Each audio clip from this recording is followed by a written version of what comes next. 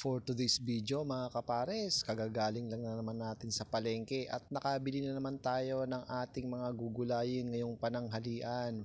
At meron tayo dito nabili mga kapares na okra, meron tayo dyang sitaw, talong, sigarilyas, may patola at ang 20 pesos na kamatis. Grabe ang mahal pala niyan.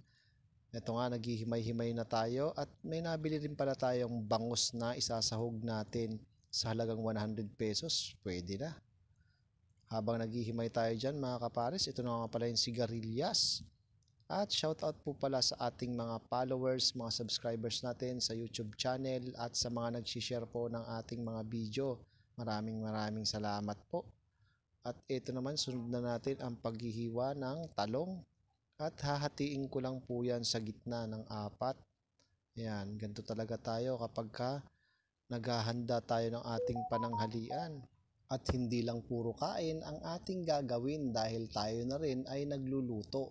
Kaya maraming salamat po sa aming mga followers na kahit puro gulay ang ating nihahanda ay nandyan pa rin ang inyong suporta. At sa mga nag-share po ng aming mga video, maraming salamat po. Malaking tulong po yan sa amin at kung bago ka lang po sa aming channel, ay please paki-follow na rin po kami. Maraming salamat po. At sigurado sa mga nakakapanood din ito ay gusto nyo rin tong lutuin. Kaya nga naman siguradong masustansya at napakadali lang po ang pagluluto nito. Kaya sundan nyo lang po mga kapares.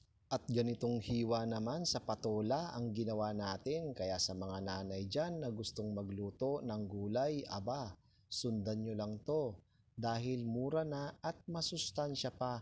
Napakadali lang pong lutuin habang nagpiprito tayo ng ating isasahog na bangus. At simulan na rin natin ang pagluluto. Sa kaldero ay ilalagay na natin dyan yung tubig at maglalagay rin tayo ng bagoong. Susunod na natin ang sibuyas at ilalagay na rin natin dyan yung pritong bangus at pati na rin yung kamatis. Tatakpan lang natin yan hanggang sa kumulo. At pagkatapos na siyang kumulo, pwede na nating alisin yung pritong bangus para hindi siya masyadong madurog. At pagkatapos, ilalagay na rin natin yung mga gulay tulad ng sitaw, sigarilyas, at pati na rin yung talong. At ilalagay na rin natin dyan yung okra, pati na rin yung patola. Ganun lang po kabilis yan mga kapares. At ilalagay na natin yung konting bitchin na Ajinomoto. At pagkatapos ilalagay na rin natin sa ibabaw yung pritong bangus. Ganyan, ayusin lang natin at tatakpan po natin. Antayin natin siyang kumulo at pagkatapos ay halu-haluin muna natin. Yan. At pagkatapos kumulo ay ito na siya mga kapares. Sigurado natatakam na kayo dito sa mga nag-iiwas-iwas sa karne. Ayan po. Napakasarap niyan. Mangantayin mga kapares. Yan, may kayon, tamangan tayo mga kapares. Kain po tayo. Meron po tayo dito niluto na mga gulay. Ay, manalangin po. Bless po.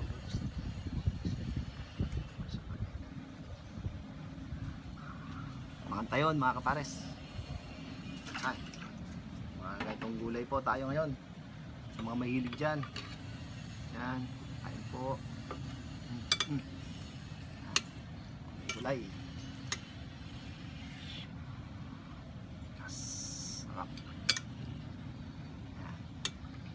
Ito muna yung gulay natin mga kapares.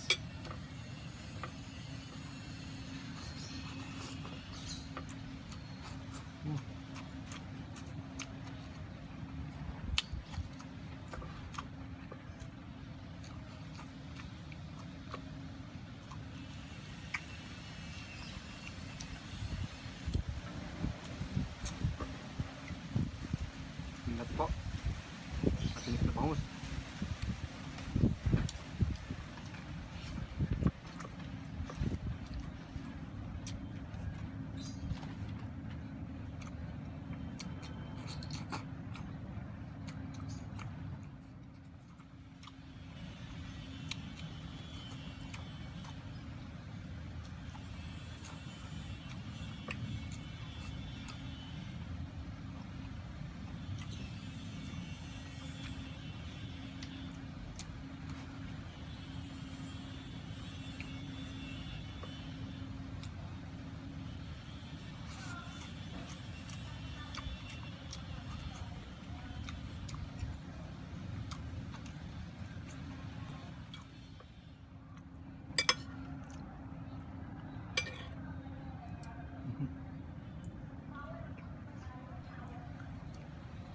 Ay, gantong gulay yung ano, madali lang bilhin sa ano, sa palengke. Laging available.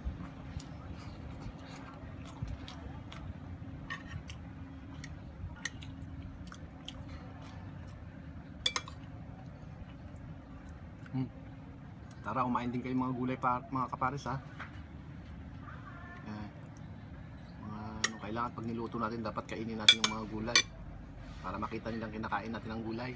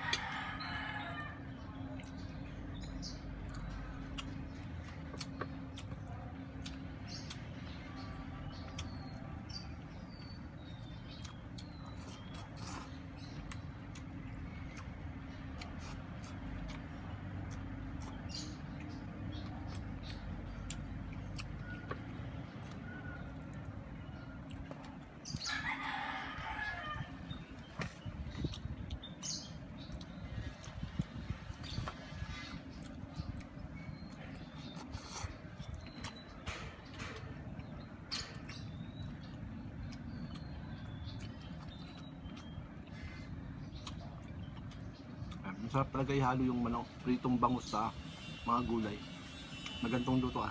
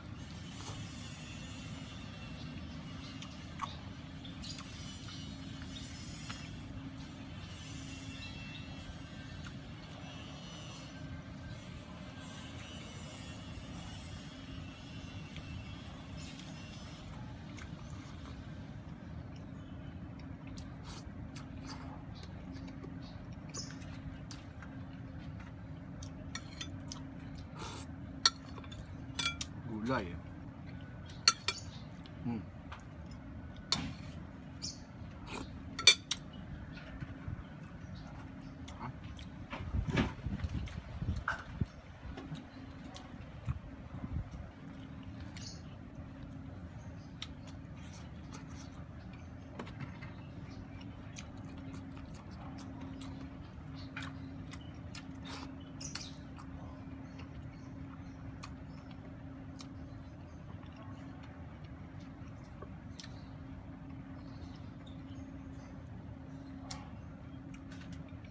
Sa mga gustong magluto nito mga kapares, napakadali lang lutuin ha.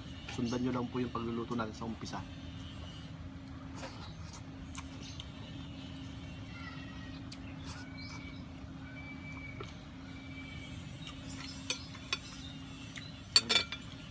Ubus yung gulay. Pero tiniran ko naman si Bebe Labs. Sarap kasi. Yan o. Inubos natin mga kapares ha.